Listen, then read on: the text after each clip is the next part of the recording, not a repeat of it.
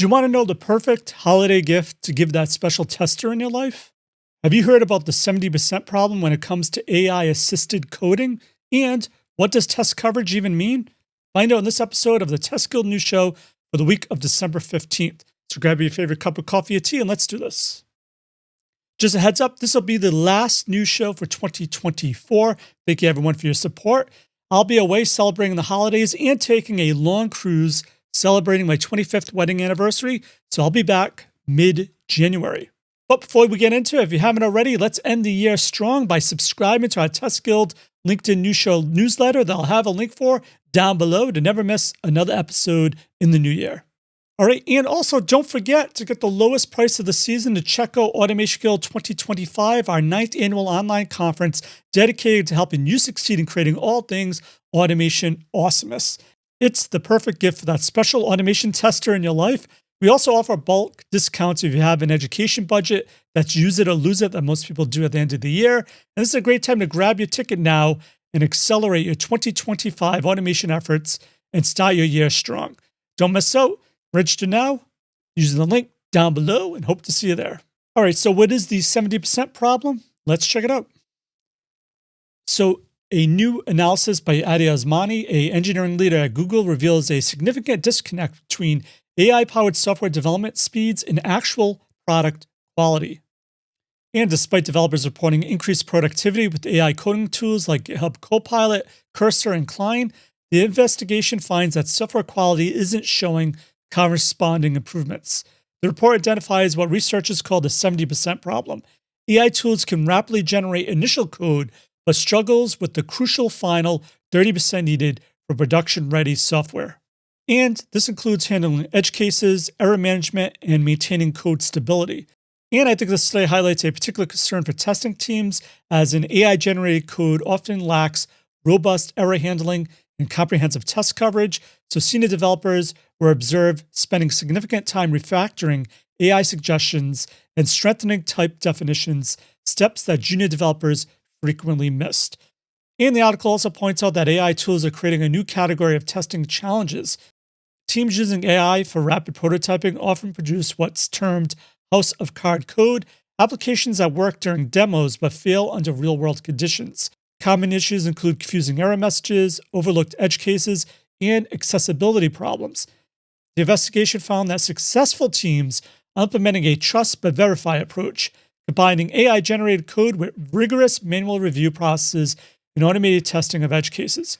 So I just think this points out what a lot of industry experts point out, that testers are more important now than ever with AI and may be able to get you halfway there, but really the thinking part, the human part, is so valuable. It's always going to be there. And if you're a tester, I think you have even better prospects for your future in your career in 2025.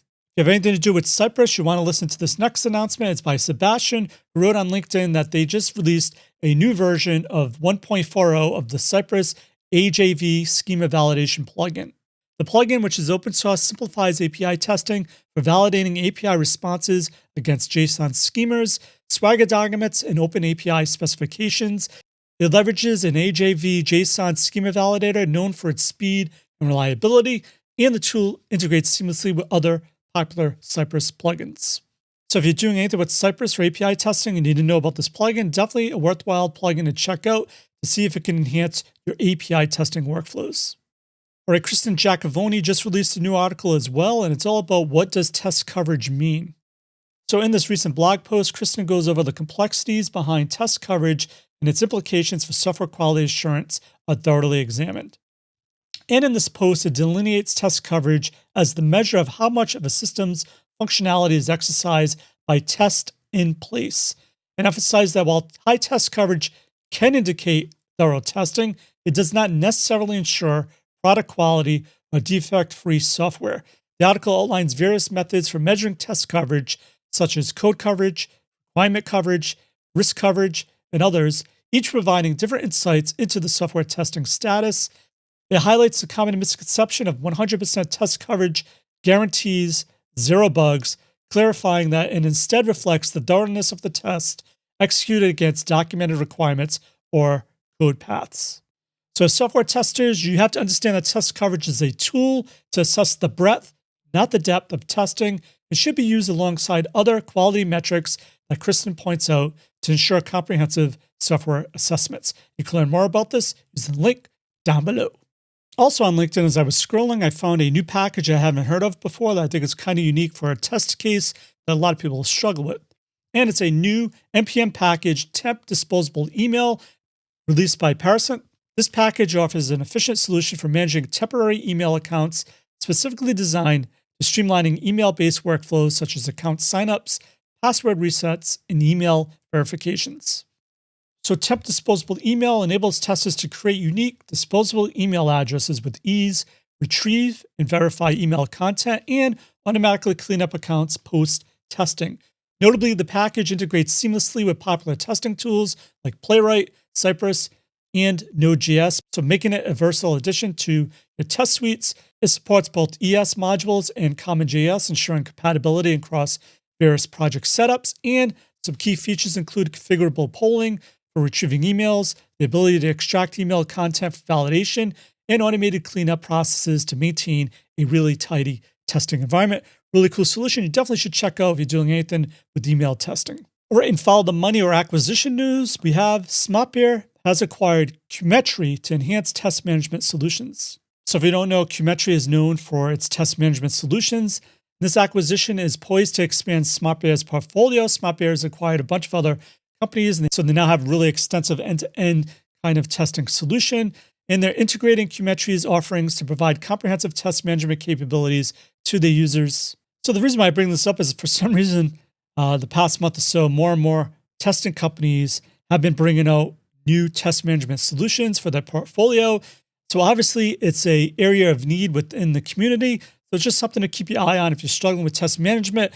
A lot of these companies is now starting to integrate better solutions within their existing testing portfolio. So definitely something to keep your eye on and try out for yourself. In other test automation industry news, I came across this article on how LambdaTest partners with Autify to enhance their no-code mobile app testing with real device software support.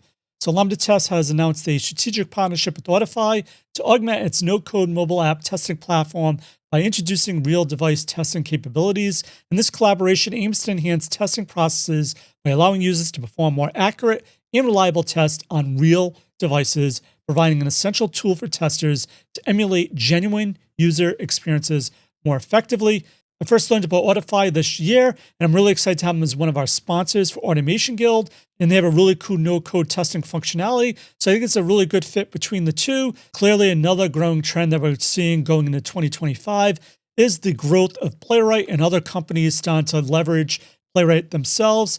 This is how Artillery has just announced Playwright test run reports are now supported in Artillery Cloud. If you don't know, Artillery Cloud is a platform known for its load testing capabilities, leveraging Playwright, and it's announced full support for Playwright's test runner reports. This new feature allows users to monitor Playwright tests in real time, view detailed HTML reporting, complete with traces and screenshots, and automate pull requests, comments via GitHub Actions integrations. And it's available to all Artillery Cloud users, including those on the free developer plan with no additional costs, which is really cool. If you're doing anything with Playwright and you want to really get some use out of your functional tests to help with performance testing as well, here's a solution you should check out as well using the link down below. And up next is how OpenTelemetry has made a huge announcement. They just announced the integration of generative AI technology into its observability framework. According to the article, this integration aims to enhance the capabilities of software testers by automating data analysis processes. OpenTelemetry, widely adopted for its open source observability solution, will use generative AI now to provide deeper insights and streamline error detection, hopefully leading to faster issue resolution. And the incorporation of AI is expected to reduce the manual effort required for data interpretation, and incorporating AI is expected to help reduce the manual effort required for data interpretation. So OpenTelemetry is awesome, and now including generative AI is really going to help, I think, the testing community. If you haven't looked into OpenTelemetry, here's just another reason to do so now as we head into the new year. All right, for links of everything of value we covered in this news episode, head over to the links in the comment down below. So that's it for this episode of the Test Guild News Show. I'm Joe. My mission is to help you succeed in creating end-to-end full stack pipeline automation awesomeness. As always, test everything and keep the good. Cheers.